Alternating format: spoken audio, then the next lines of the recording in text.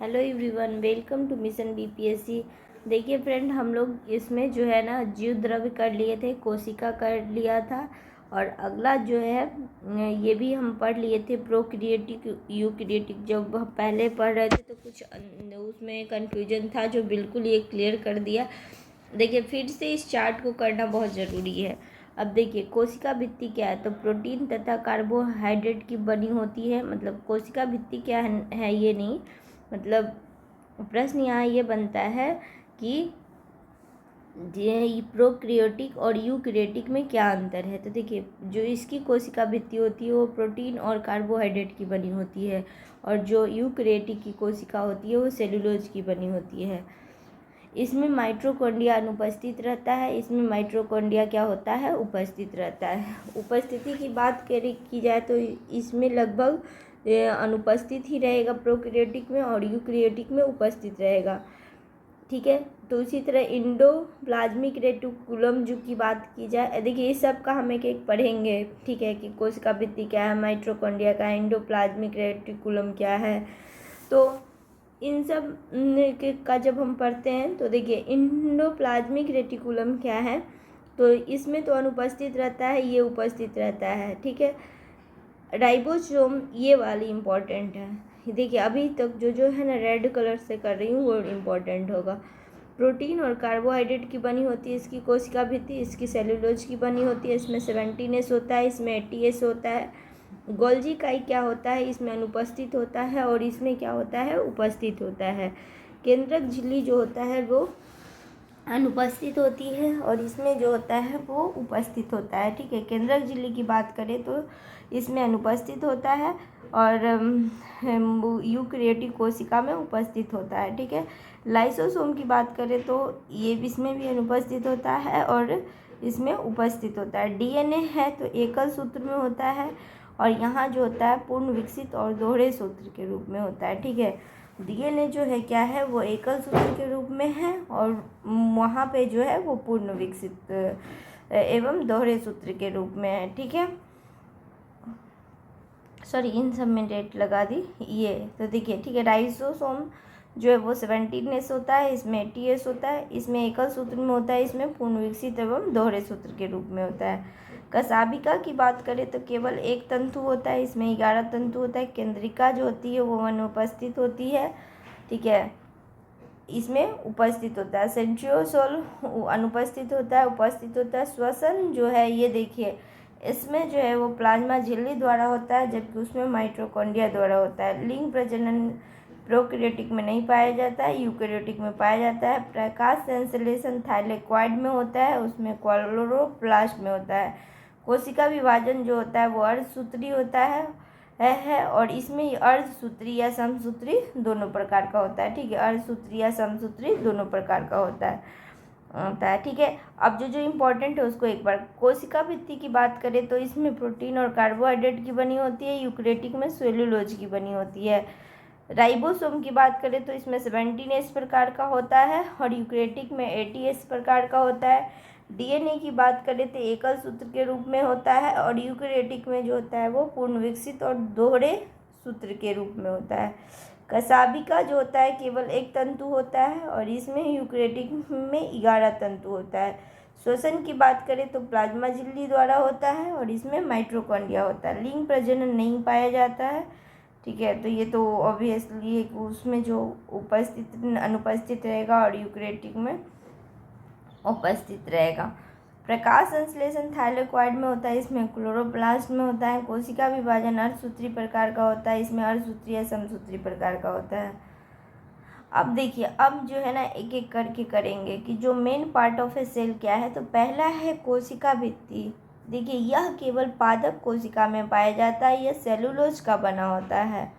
ठीक है, यह क्या होता है, पादप कोशिका में होता है, यह सेलुलोज का बना होता है। यह कोशिका की निश्चित आकार और आकृति प्रदान करने में सहायक है। जीवाणु का कोशिका भित्ति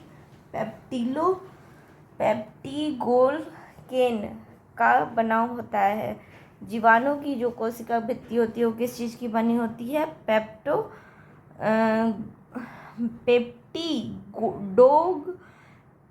डोगलकेन, ठीक है, पेप्टिडोगलकेन की बनी होती है। ठीक है, तो ये प्रश्न आ सकता है कि जीवाणु की कोशिका भित्ति किसकी बनी होती है? पेप्टिडोगलकेन की बनी होती है।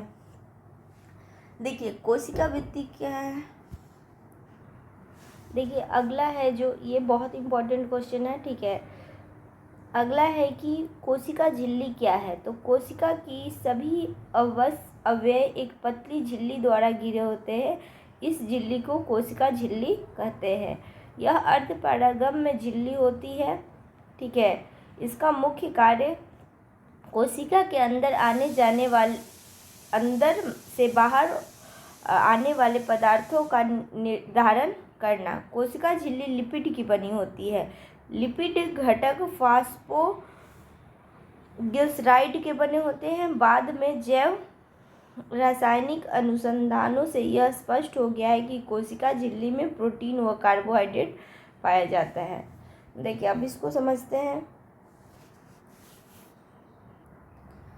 ठीक है, तो कोशिका के जो सभी अवयव होते हैं वो क्या होता है? पतली झिल्ली के द्वारा घिरे होते हैं। ये झिल्ली को कोशिका झिल्ली कहते हैं। ये क्या है? तो अर्धपरागम्य झिल्ली है। इसका मुख्य कार्य कोशिका के अंदर आने जाने वाले पदार्थ का नियंत्रण करना है। तो ये तो यहाँ तक देखिए। लिपिड क्या है? लिपिड भी एक तरह से प्रोटीन ही होता है। यह लिपिड घटक फॉस्फोग्लिसराइड के भी बने होते हैं। पूछ सकता है कि लिपिड क्या है। जैसे देखते हैं ना, हम लोग लिपिड प्रोफाइल टेस्ट कराने जाते हैं, तो जब लिपिड तो उसमें होता है कि ट्राइग्लिसराइड बढ़ा हुआ है, कोलेस्ट्रॉल कितना है, मतलब डिफरेंट टाइप होता है कि जैसे ट्राइग्लिसराइड, ये सब उसमें घटक होते हैं। तो यही है कि यह लिपिड घटक किसका बनता है? फॉस्फोग्लिसराइड का। तो ये भी याद रखना है। और बाद में स्पष्ट हो गया है जो कोशिका झिल्ली होती है वो प्रोटीन और कार्बोहाइड्रेट की बनी होती है। कोशिका झिल्ली का उन्नत नमूना 1772 ईस्वी में सिंगर और निकोलसन द्वारा प्रतिपादित किया गया था। देखिए ये जितने भी आएंगे ना कि इसकी खोज, ये जैसे कि कोशिका भित्ति की खोज कौन की, तो वो कहीं ना कहीं सब इम्पोर्टेंट हो जाते हैं। तो कोशिका झिल्ली का उन्नत नमूना 1972 में सिंगर और निकोलसन के द्वारा प्रतिपादित किया गया, जिसे तरल कृमि नमूना के रूप में जाना जाता है।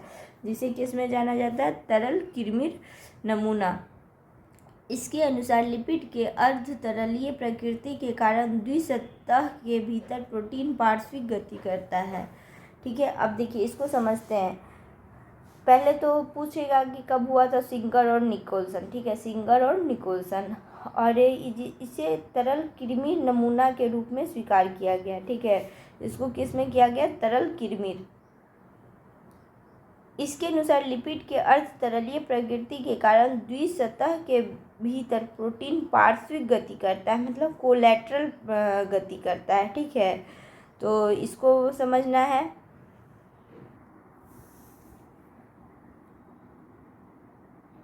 देखिए फ्रेंड, अब एक बार फिर से पहले इसको करते हैं, फिर ये देखिए अभी तक हम यहाँ जहाँ तक बताए हैं उसको करते। देखिए कोशिका भित्ति है तो क्या है? ये पादप कोशिका में पाया जाएगा। ठीक है, तो अतः इसे चिकनी अंतर द्रव्य जालिका कहते हैं। जो कोशिका प्रोटीन संश्लेषण एवं स्रवण में सक्रिय भाग लेती है उसे खुरदरी अंतर द्रवी जालिका बहुतायत में मिलते हैं।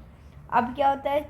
जो चिकनी वाली होती है वो कम मात्रा में होती है, और जो खुरदरी वाली होती है वो ज़्यादा मात्रा में होती है। चिकनी अंतर्द्रवी जालिका प्राणियों में लिपिड संश्लेषण के मुख्य स्थल होते हैं। लिपिड की भांति स्टेरॉयडल हार्मोन चिकने अंतर्द्रव्य जालिका में ही होते हैं।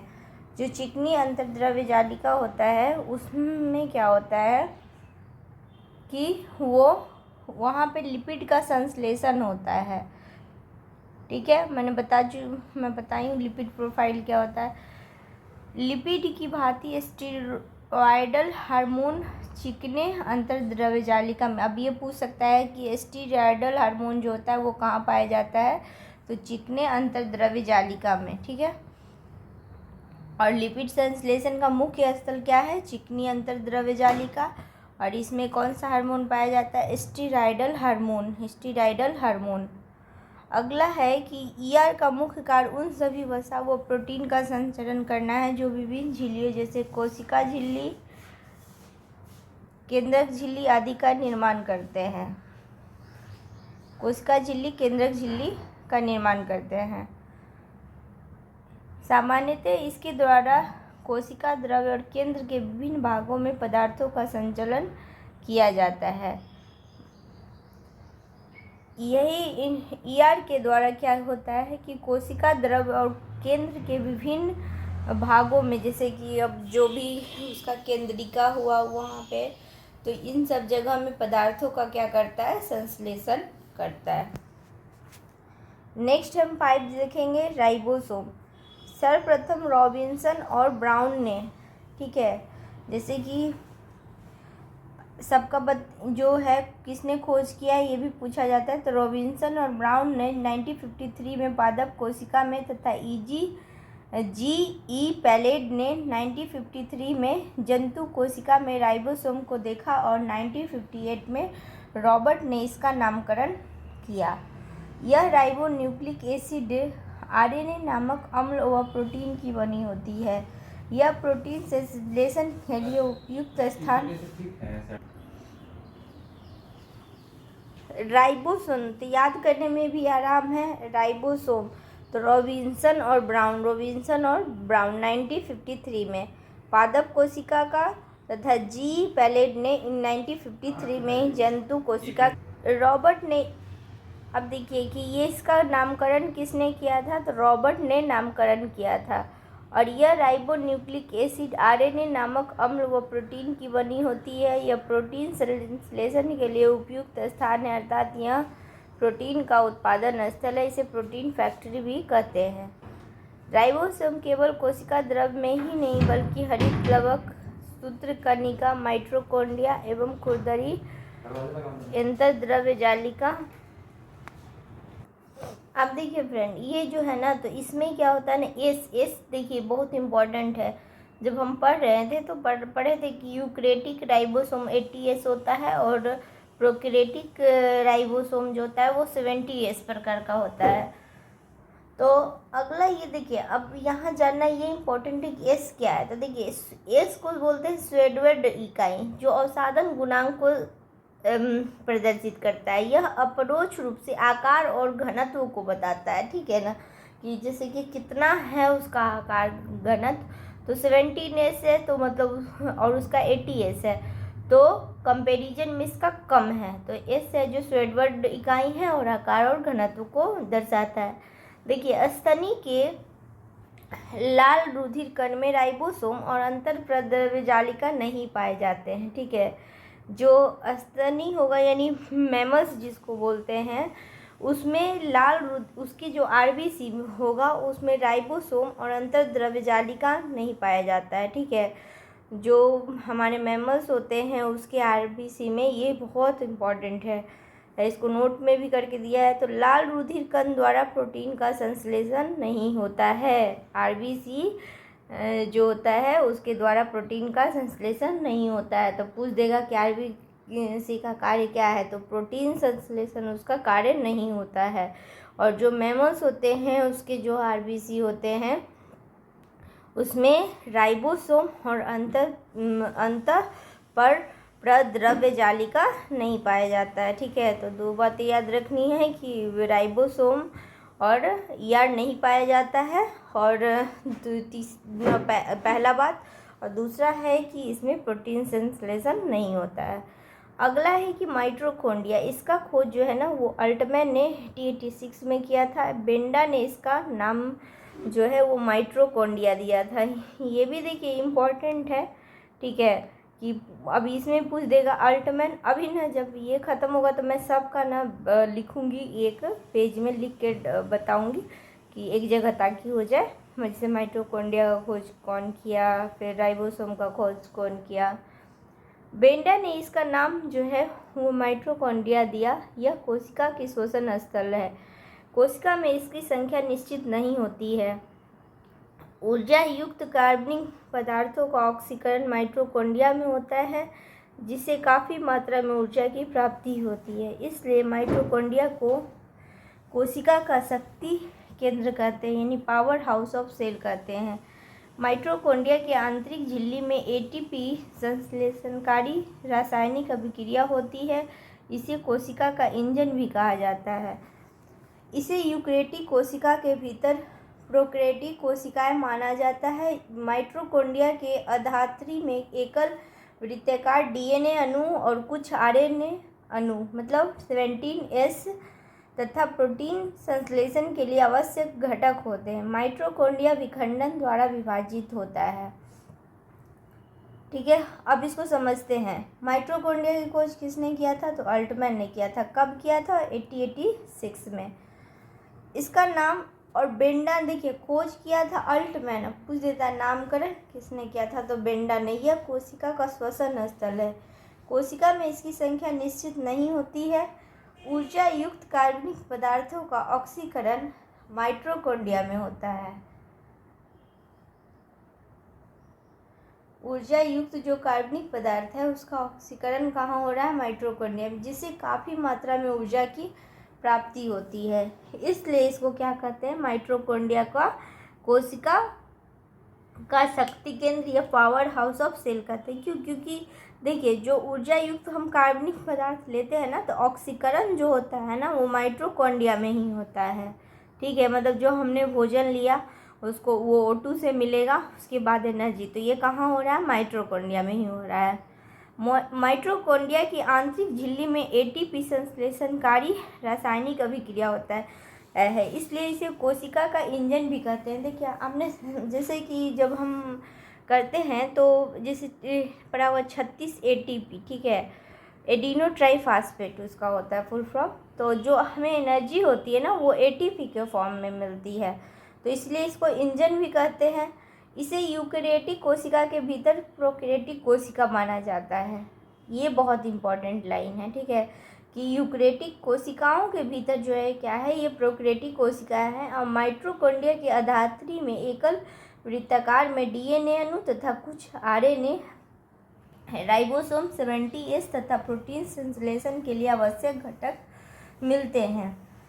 माइटोकॉन्ड्रिया के देखिए अधात्री में एकल वृत्ताकार डीएनए अणु, देखिए ये बहुत बहुत ज़्यादा इम्पोर्टेंट हो जाता है, पूछा जाता है ना किसमें डीएनए अणु मिलता है, ठीक है। तो ये माइटोकॉन्ड्रिया में भी है ना जो डीएनए पाया जाता है, ठीक है। तो एक तो हम केंद्रक से न्यूक्लियस से लेके हम डीएनए की टेस्ट करते हैं, और दूसरा एक मतलब एक तरह से रिजर्व डीएनए यहाँ पे रहता है, और कुछ आरएनए भी पाया जाता है 70S। देखिए यही था कि तो ये तो बहुत इम्पॉर्टेंट है, और प्रोटीन संश्लेषण के लिए आवश्यक घटक में मिलते हैं। और यहाँ क्या होता है? और माइटोकॉन्ड्रिया कैसा? विखंडन द्वारा विभाजित हो जाता है, विभाजित होती है, ठीक है। ये कैसा होता है? तो विखंडन द्वारा, जब सेल परिपक्व होता है तो वो 2 सेल में होता है, तो दोनों सेल में एक माइटोकॉन्ड्रिया जाता है। डीएनए केंद्र के अलावे माइटोकॉन्ड्रिया एवं हरित लवक में पाया जाता है। ये बहुत इंपॉर्टेंट है, ये क्वेश्चन पूछा हुआ है कि डीएनए कहाँ पाया जाता है? तो केंद्रक में तो पाया जाता है, उसके अलावा माइटोकॉन्ड्रिया में हमने बता दिया, उसके अलावा क्या होता है? हरित लवक में आता है, ठीक है फ्रेंड। देखिए अगला जो है ना 7 गोल्जी का है, ये बहुत इंपॉर्टेंट है। देखिए इसकी खोज जो की थी वो कौन किया था? तो कैमिलो गोल्जी नामक वैज्ञानिक ने किया था। ये सूक्ष्म नालिकाओं के समूह एवं थैलियों का बना होता है, ठीक है। ये सूक्ष्म नालिका एवं समूह एवं थैलियों का बना होता है। गोल्जी कॉम्प्लेक्स में कोशिका द्वारा संश्लेषित प्रोटीन व अन्य पदार्थों की पुटिकाओं के रूप में पैकिंग की जाती है। ये पुटिकाएं गंतव्य स्थान पर उस पदार्थ को पहुंचा देती है। यदि कोई पदार्थ कोशिका से बाहर स्रावित होता है तो उस पदार्थ वाली पुटिकाएं उसे कोशिका झिल्ली के माध्यम से बाहर निकलवा देती है। इस प्रकार गोल्जी काय को हम कोशिकाओं के अणुओं का यातायात प्रबंधक भी कहते हैं। ये कोशिका भित्ति एवं लाइसोसोम का निर्माण करती है। गोल्जी कॉम्प्लेक्स में साधारण शर्करा से कार्बोहाइड्रेट का संश्लेषण होता है, जो राइबोसोम से निर्मित प्रोटीन से मिलकर ग्लाइकोप्रोटीन बनाता है। गोल्जी काय ग्लाइकोलिपिड का भी निर्माण करता है। गोल्जी काय क्या करता है? ग्लाइकोलिपिड का भी निर्माण करता है। देखिए अब इसको करते हैं। अब इसकी खोज किसने की थी? तो कैमिलो गोल्जी, जो इटली के वैज्ञानिक थे। यह सूक्ष्म नालिकाओं ट्यूबुलस के समूह एवं थैलियों में बना होता है, ठीक है। ये जो छोटा छोटा ट्यूब जैसा होता है। गोल्जी कॉम्प्लेक्स में कोशिका द्वारा संश्लेषित प्रोटीन व अन्य पदार्थों की पुटिकाओं के रूप में, जो भी हम प्रोटीन लेते हैं तो उसका क्या करता है ना कि एक पैकिंग बना के, प्रोटीन की थैली बना के रूप में पैकिंग की जाती है। ये पुटिकाएं गंतव्य स्थान पर उस पदार्थ को पहुंचा देती है, ठीक है। देखिए क्या कहते हैं, गोल्जी कॉम्प्लेक्स में कोशिका द्वारा संश्लेषित प्रोटीन व अन्य पदार्थों की पुटिकाओं के रूप में पैकिंग की जाती है। और जो पैकिंग हो गया तो ये पुटिकाएं क्या होगी, गंतव्य स्थान पर उस पदार्थ को पहुंचा देती है। यदि कोई पदार्थ कोशिका द्रव से बाहर स्रावित हो जाती है तो उस पदार्थ वाली पुटिकाएं उसे कोशिका झिल्ली के माध्यम से बाहर निकलवा देती है, ठीक है। तो क्या करेगा, बाहर नहीं। इस प्रकार गोल्जी काय को हम कोशिकाओं के अणु का यातायात प्रबंध, मतलब देखिए कहाँ जैसे होता है ना ट्रैफिक कंट्रोलर, कि कोई कहाँ वो चीज़ ले जाना है, कब रोकना है, तो इसको ये कोशिका भित्ति एवं लाइसोसोम का निर्माण भी करते हैं, ठीक है। ये क्या करता है, कोशिका भित्ति और लाइसोसोम का निर्माण करता है। गोल्जी कॉम्प्लेक्स में साधारण शर्करा से कार्बोहाइड्रेट का संश्लेषण होता है, जो राइबोसोम में निर्मित प्रोटीन से मिलकर ग्लाइकोप्रोटीन बनाता है। ये क्या करता है, कोशिका भित्ति और लाइसोसोम का निर्माण भी करते हैं। गोल्जी काय क्या करता है, कोशिका भित्ति और लाइसोसोम। देखिए क्योंकि वो प्रोटीन का संश्लेषण कर रहा है तो कोशिका भित्ति भी तो उसी से बना है, प्रोटीन और कार्बोहाइड्रेट से। लाइसोसोम का भी निर्माण करता है। गोल्जी कॉम्प्लेक्स में साधारण शर्करा से कार्बोहाइड्रेट का संश्लेषण होता है, जो राइबोसोम में निर्मित प्रोटीन से मिलकर ग्लाइकोप्रोटीन बनाता है। जो राइबोसोम में क्या होता है, निर्मित प्रोटीन से मिलकर ग्लाइकोप्रोटीन बनाता है। गोल्जी का एक ग्लाइकोलिपिड का भी निर्माण करता है। गोल्जी का क्या करता है, ग्लाइकोलिपिड का निर्माण करता है।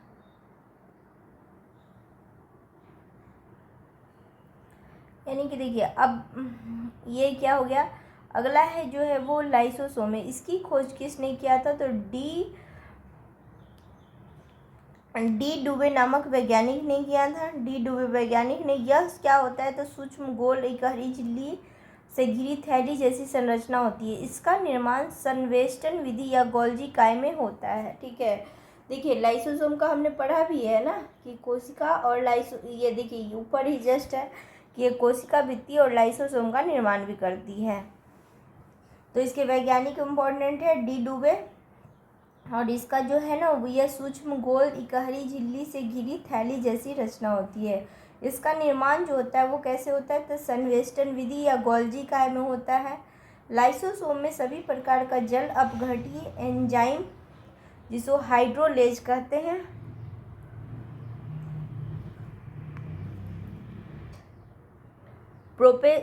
प्रोटोएसेज कार्बोहाइड्रेट मिलते हैं, जो अम्लीय परिस्थितियों में सर्वाधिक सक्रिय होते हैं। ये enzyme carbohydrate, protein, lipid, nucleic आदि के पाचन में सक्षम है। इसे आत्मघाती थैली भी कहा जाता है, ठीक है।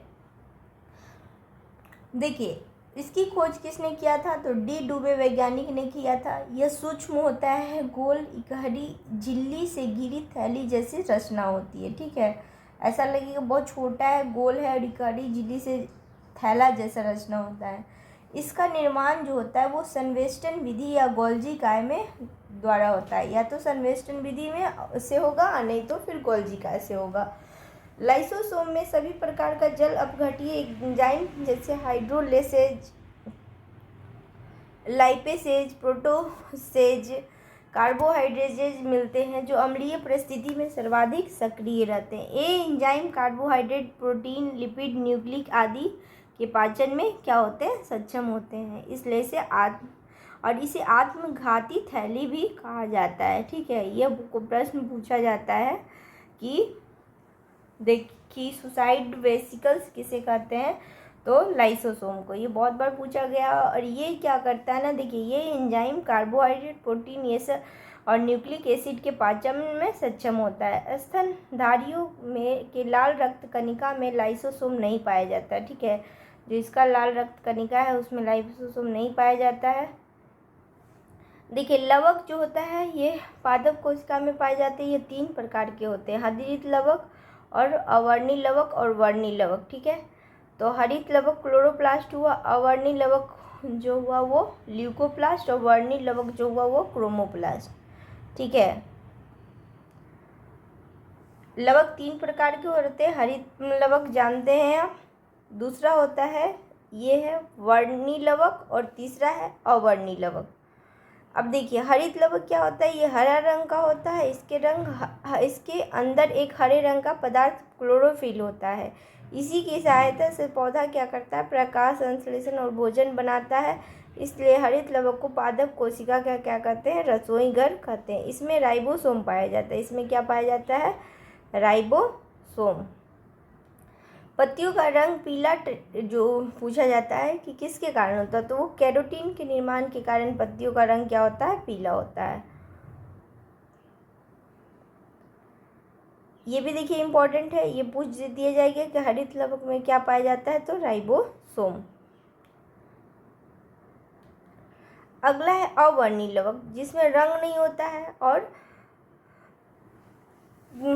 तो देखिए यह रंगहीन लवक है। ये पौधे के उन भागों में पाया जाता है जो सूर्य के प्रकाश से वंचित रहते हैं, जैसे कि जड़, भूमिगत तना जो अंदर है, ठीक है, जहाँ सूर्य नहीं पहुँच पा रहा है, भोज्य पदार्थ के संग्रह करने वाला लवक। अगला है कि देखिए वर्णी लवक क्या होता है कि ये रंगीन लवक होते हैं जो प्राय लाल, पीले, नारंगी रंग के होते हैं। ये पौधे के रंगीन भाग जैसे पुष्प, फल, भित्ति, बीज आदि में पाए जाते हैं। देखिए अब क्वेश्चन आता है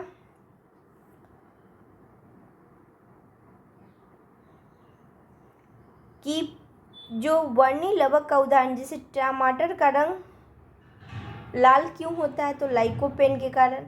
गाजर का रंग जो होता है वो मतलब गाजरी जो कलर है वो कैसा, इसका अपना कलर है गाजरी कलर। किस कारण, तो कैरोटीन के कारण। चुकंदर में विटामिन के कारण। ठीक है, चुकंदर में क्या है, विटामिन के कारण है। तो ये याद रहेगा, टमाटर में लाइकोपेन, गाजर में कैरोटीन और चुकंदर में विटामिन। वनस्पति को बैंगनी किरणों के दुष्प्रभाव से बचाने वाला वर्णक है, ठीक है, वो है फाइकोसाइनिन। बहुत बहुत ज़्यादा इम्पॉर्टेंट है ये। ठीक है, पूछ देगा जैसे कि हमें जो है वो पराबैंगनी किरणों से बचाता है ओजोन परत। ठीक है, तो ओजोन परत है, लेकिन यदि मान लो वो ओजोन परत आ गया तो धरती पे, ठीक है, सॉरी, पराबैंगनी किरण जैसे ओजोन के में होल हो रहा है तो वो आते हैं। ठीक है, तो मनुष्य में स्किन कैंसर, वैसे ही पौधों के लिए भी वह हानिकारक है। तो उसको एक वर्णक होता है, उसका नाम होता है फाइकोसाइनिन, फाइकोसाइनिन। ठीक है फ्रेंड, अगला देखिए रसधानी। यह कोशिका में की निर्जीव रचना है। इसमें तरल पदार्थ बड़ी होती है। जंतु कोशिका में यह अनेक व बहुत छोटी होती हैं। इनकी पादप कोशिकाओं में यह कोशिका का 90% भाग घेरे रहता है। रसधानी एकल झिल्ली में आवृत होते हैं जिसे टोनोप्लास्ट कहते हैं। ठीक है, ये क्या होता है, एकल झिल्ली में अमीबा में संकुचनशील रसधानी उत्सर्जन के लिए महत्वपूर्ण है। ठीक है, रसधानी एकल झिल्ली से आवृत होते हैं जिसे क्या कहते हैं, टोनोप्लास्ट। ये इंपॉर्टेंट है, टोनोप्लास्ट पूछेगा किससे होता है, तो एकल झिल्ली से होता है। अमीबा में संकुचनशील रसधानी उत्सर्जन के लिए महत्वपूर्ण है। अगला है देखिए केंद्रक। केंद्रक का खोज किसने किया था, तो रॉबर्ट ब्राउन ने क्या किया था, केंद्रक का खोज किया था। यह कोशिका का प्रमुख अंग होता है। यह कोशिका के प्रबंधक के समान कार्य करता है। केंद्रक द्रव्य में धागे नुमा पदार्थ जाल के रूप में बिखरा दिखता है जिसे क्रोमेटिन कहते हैं। क्रोमेटिन नाम फ्लेमिंग ने दिया था। ठीक है, क्रोमेटिन नाम किसने दिया था, फ्लेमिंग ने। यह प्रोटीन, हिस्टोन एवं डीएनए का बना होता है। किसका बना होता है, हिस्टोन और डीएनए। कोशिका विभाजन के समय क्रोमेटिन सिकुड़कर अनेक मोटे और छोटे धागे के रूप में संगठित होता है, जिन्हें हम जैसे ना ऐसे धागा के जैसा बन जाता है। इसको गुणसूत्र कहते हैं। प्रत्येक जाति के जीवधारियों में सभी कोशिकाओं के केंद्रक में गुणसूत्र की संख्या निश्चित नहीं होती है। जैसे मानव में 23 जोड़ा होता है, चिंपांजी में 24 जोड़ा और बंदर में 21 जोड़ा। मानव में 23 जोड़ा, चिंपांजी में 24 जोड़ा, बंदर में 21 जोड़ा। ठीक है, मानव से ज़्यादा चिंपांजी में होता है 24 जोड़ा, वही बंदर की बात करें तो बंदर में 21 होता है। ठीक है, 21 सबसे कम बंदर में, उसके बाद 23 मानव में, और चिंपांजी में 24 जोड़ा होता है। देखिए अब थोड़ा सा केंद्र को फिर से करते हैं। इसकी खोज किसने की थी? रॉबर्ट ब्राउन ने किया था। यह सबसे प्रमुख अंग है, ये कोशिका के प्रबंधक के समय समान कार्य करता है। और यातायात प्रबंधक जिसे कहते हैं, आप कमेंट में लिखिए। मैंने बताया था ना, अभी पढ़े थे हम लोग, यातायात प्रबंधक उसको कहते हैं। ठीक है, तो ये इसे कोशिका का प्रबंधक कहते हैं। केंद्रक द्रव्य में धागे नुमा पदार्थ जाल के रूप में बिखरा पड़ता है, इसे क्रोमेटिन कहा जाता है। ठीक है, मतलब इसी में क्या होता है, धागे नुमा। और क्रोमेटिन का खोज किसने किया था? तो मतलब उसका नाम दिया था फ्लेमिंग ने। ठीक है, और यह प्रोटीन हिस्टोन एवं डीएनए का बना होता है। ये जो क्रोमेटिन एक तरह का क्या है, प्रोटीन ही है जो हिस्टोन और डीएनए का बना होता है। तो ये भी पूछ सकता है। कोशिका विभाजन के समय क्रोमेटिन सुनकर जो होता है ना, जब विभाजित होती है तो अनेक मोटे और छोटे धागे के रूप में संगठित होती है। इन धागों को हम गुणसूत्र कहते हैं। प्रत्येक जाति की जीवधारियों में सभी कोशिकाओं के केंद्रक में गुणसूत्र की संख्या निश्चित होती है, जैसे मनुष्य में 23 जोड़ा, चिंपांजी में 24, बंदर में 21 जोड़ा। अगला है, देखिए, प्रत्येक गुणसूत्र में एक जेली के समान एक गाढ़ा भाग होता है जिसे मैट्रिक्स कहते हैं। इसमें गाढ़ा भाग होता है ना जेली जैसा, उसको क्या कहते हैं? मैट्रिक्स। मैट्रिक्स में दो परस्पर लिपटे महीन और कुंडलित सूत्र दिखाई पड़ते हैं जिसे क्रोमेनिमाटा कहते हैं। प्रत्येक क्रोमेनिमाटा एक अर्ध गुणसूत्र कहलाता है। इस प्रकार प्रत्येक गुणसूत्र 2 क्रोमेटिड का बना होता है। दोनों क्रोमेटिड एक निश्चित स्थान पर एक दूसरे से जुड़े होते हैं जिसे सेंट्रोमियर कहते हैं। दोनों क्रोमेटिड क्या होता है, एक निश्चित स्थान पर एक दूसरे से जुड़ा होता है जिसे क्या कहते हैं? सेंट्रोमियर। गुणसूत्र पर बहुत से जिन होते हैं जो एक पीढ़ी से दूसरी पीढ़ी तक लक्षण। अब देखिए, गुणसूत्र के ही अंदर क्या होता है? जिन होता है। ठीक है, उसी के ऊपर छोटा छोटा, जैसे ये गुणसूत्र है, इसी के ऊपर छोटा छोटा छोटा ऐसे जिन होता है।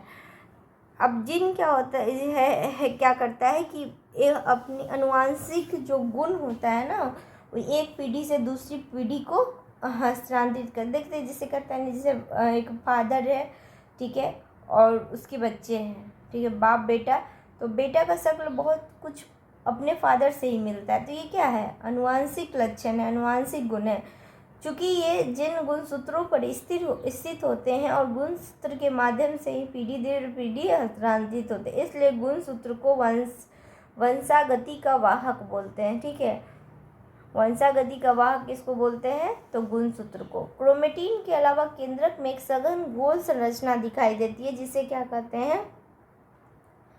केंद्रिका कहते हैं। ठीक है, केंद्रक के अंदर हम पढ़ रहे हैं तो केंद्रिका कहते हैं। और मैंने बताया था कि जिस तरह कोशिका के लिए केंद्रक इम्पॉर्टेंट है, उसी तरह हमारे लिए एक केंद्रक के लिए फिर न्यूक्लियोलस इम्पॉर्टेंट है। आगे इसका देखेंगे, पहले देखिए इसको, यहाँ तक तो पढ़ लिए थे। देखिए यहाँ से थोड़ा सा और करवा देती हूँ। प्रत्येक गुणसूत्र में एक जेली के समान एक गाढ़ा भाग होता है जिसे मैट्रिक्स कहते हैं।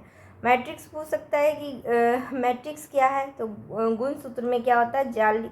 जेली के समान गाढ़ा है जिसे मैट्रिक्स कहते हैं। मैट्रिक्स में दो परस्पर लिपटे महीन और कुंडली दिखाई देते हैं, ठीक है, जिन्हें क्रोमेनिमाटा कहते हैं। और प्रत्येक क्रोमेनिमाटा एक अर्ध गुणसूत्र क्रोमेटाइड कहलाता है। इस प्रकार प्रत्येक गुणसूत्र जो होता है वो 2 क्रोमेटिड का बना होता है। दोनों क्रोमेटिड एक निश्चित स्थान पर एक दूसरे से जुड़े होते हैं जिसको क्या कहते हैं? सेंट्रोमियर कहते हैं। जिसे क्या कहते हैं? सेंट्रोमियर कहते हैं। ठीक है, देखिए, जो प्रत्येक गुणसूत्र में बहुत जेली जैसा पदार्थ होता है जो गाढ़ा होता है और इसी के कारण एक दूसरे से सटे भी होते हैं। तो ये जो जेली जैसा गाढ़ा पदार्थ है उसको मैट्रिक्स कहते हैं। मैट्रिक्स के में दो भाग लिपटे महीन और कुंडली दिखाई देते हैं, जिसे क्रोमेनिमाटा कहते हैं। और प्रत्येक क्रोमेनिमाटा एक अर्ध गुणसूत्र कहलाता है। प्रत्येक क्रोमेनिमाटा क्या कहलाता है? अर्ध गुणसूत्र कहलाता है। इस प्रकार जो होता है, प्रत्येक गुणसूत्र दो क्रोमेटिड, क्योंकि दोनों आधा आधा होता है ना, तो अर्ध गुणसूत्र यानी दो क्रोमेटिड का बना होता है। और दोनों क्रोमेटिड, जैसे कि ये आधा ये और आधा ये, तो बीच में जो होता है वो क्या होती है? सेंट्रोमियर होती है। ठीक है, ये आधा हुआ, आधा ये होता है, तो बीच में उसको सेंट्रोमियर से दोनों जुड़ा हुआ है। ठीक है, ये क्या हो गया? यहाँ पे इससे जुड़ा हुआ है, तो ये हुआ सेंट्रोमियर। और बाकी ये तो बता दिए। ठीक है फ्रेंड, तो यहाँ तक अब हम कर लिए। आगे देखिए, जैसे राइबोसोम के लिए आरएनए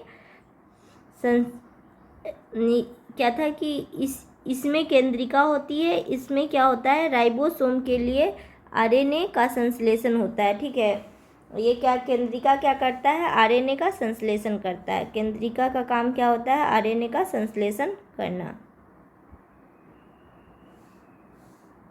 यानी कि देखिए, जो केंद्रिका तो न्यूक्लियोलस के बारे में हम जान गए। अगला जो है, ठीक है, तो यही क्या करता है? न्यूक्लियोलस है।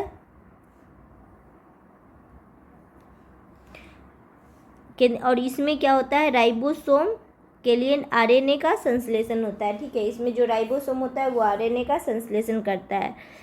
अब देखिए, डीएनए और आरएनए की संरचना। डीएनए का अधिकांश भाग केंद्रक में होता है, यद्यपि इसकी कुछ मात्रा माइटोकॉन्ड्रिया और हरित लवक में होती है। ये हमने पढ़ा था कि माइटोकॉन्ड्रिया में होती है और हरित लवक में होती है। डीएनए पॉलीन्यूक्लियाइड होते हैं। ठीक है, डीएनए क्या होते हैं? पॉलीन्यूक्लियाइड। अब देखिए फ्रेंड, अब जैसे पॉलीन्यूक्लियाइड चेन क्या है? डीएनए, तो ये होता है, एक होता है न्यूक्लियोसाइड, एक होता है फॉस्फेट। तो न्यूक्लियोसाइड जो होता है वो दो टाइप का होता है, एक होता है शुगर और बेस। और देखिए, एक मैंने बताया था ना, एटीपी, एडिनो ट्राइफॉस्फेट, तो एक तरह से ये, तो ये फॉस्फेट क्या होता है? उसने मतलब डिवाइड किया है पॉलीन्यूक्लियाइड चेन को। डीएनए न्यूक्लियाइड है वो दो टाइप का होता है, एक होता है न्यूक्लियोसाइड और एक होता है फॉस्फेट। न्यूक्लियोसाइड दो टाइप का होता है, एक शुगर और बेस। शुगर और बेस क्या होता है? देखिए, बेस क्या होता है? ये डीएनए में उपस्थित क्षार 4 प्रकार का होता है। ठीक है, आप पढ़ेंगे एडेनिन, गुआनिन, थाइमिन और साइटोसिन। ठीक है, एडेनिन, गुआनिन, देखिए इसका क्या होता है? एटी, ठीक है, एडेनिन, थाइमिन और गुआसिन और साइटोसिन। डीएनए में अणु संख्या के आधार पर एडेनिन सदैव थाइमिन से और साइटोसिन सदैव गुआनिन से जुड़ा होता है। देखिए, इसीलिए मैंने बताया एडेनिन किससे? थाइमिन से, और गुआनिन जो होता है वो साइटोसिन से जुड़ा होता है। एडेनिन और थाइमिन के बीच 2 हाइड्रोजन बंध होते हैं। ठीक है, एटी, जैसे इसके बीच क्या होता है? 2 हाइड्रोजन बंध होता है और इसके बीच 3 हाइड्रोजन बंध होता है। ठीक है,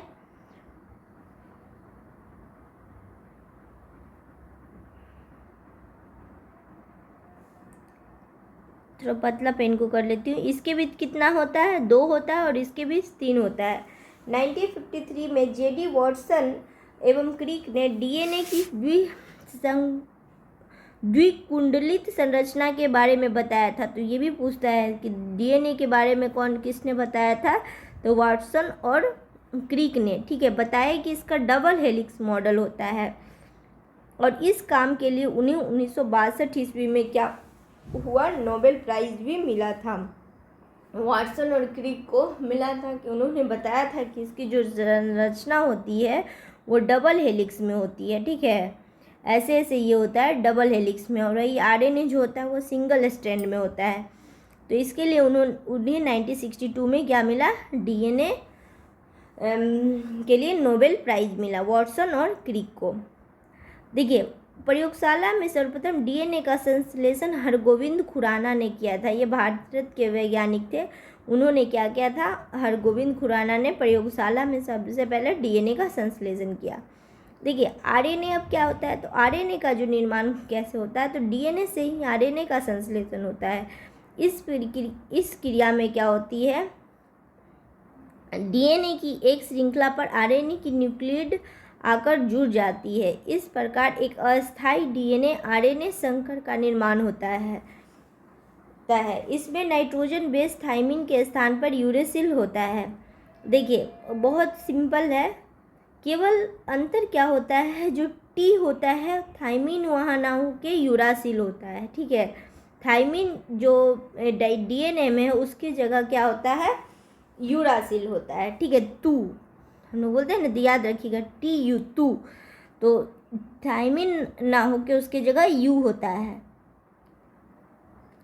ठीक है, आरएनए का निर्माण कैसे होता है, तो डीएनए से ही आरएनए का निर्माण होता है। इसी क्रिया में डीएनए की एक श्रृंखला पर आरएनए की न्यूक्लियोटाइड आकर जुड़ जाते हैं। इस प्रकार एक अस्थायी डीएनए आरएनए संकर का निर्माण।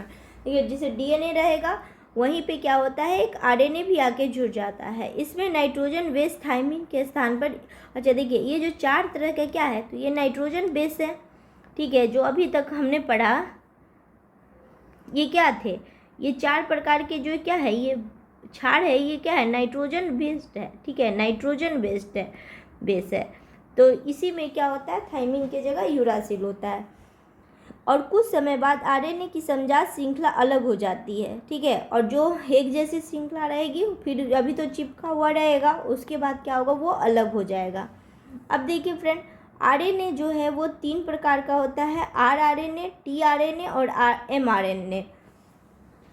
देखिए टीआरएनए क्या होता है, ये राइबोसोम पर लगे होते हैं और प्रोटीन संश्लेषण में सहायता करते हैं। ठीक है, ये क्या होता है, राइबोसोम पर, और प्रोटीन संश्लेषण में क्या कर रहा है, सहायता कर रहा है। ट्रांसफर आरएनए क्या होता है, यह प्रोटीन संश्लेषण में विभिन्न प्रकार के अमीनो अम्ल को राइबोसोम पर लाते हैं, जहां पर प्रोटीन क्या होता है, बनता है। प्रोटीन बनने की अंतिम क्रिया को क्या कहते हैं, ट्रांसलेशन कहते हैं। ठीक है, जहाँ प्रोटीन जो अंतिम क्रिया बनती होती है उसको क्या कहते हैं, ट्रांसलेशन। ट्रांसलेशन मतलब क्या होता है कि देखिए प्रोटीन जहाँ बन जाता है तो उसका जो अंतिम क्रिया होता है वो ट्रांसलेशन कहलाता है।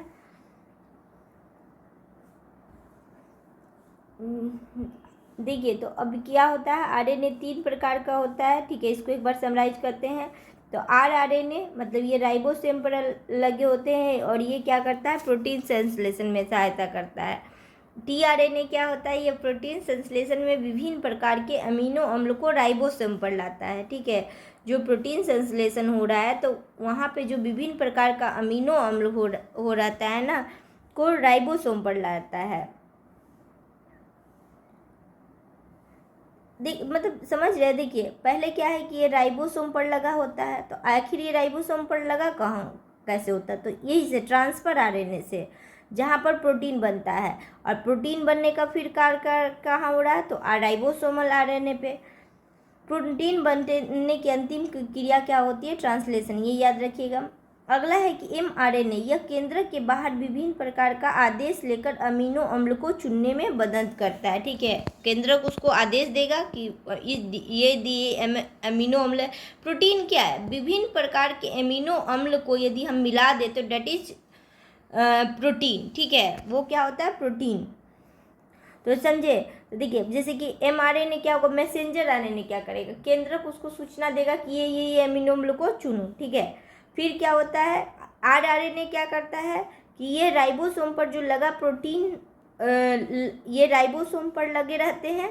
ठीक है, और प्रोटीन संश्लेषण, आरआरएनए का काम क्या है, राइबोसोमल आरएनए का काम, राइबोसोमल नाम है तो राइबोसोम पे ही होता है और ये प्रोटीन संश्लेषण में सहायता करता है।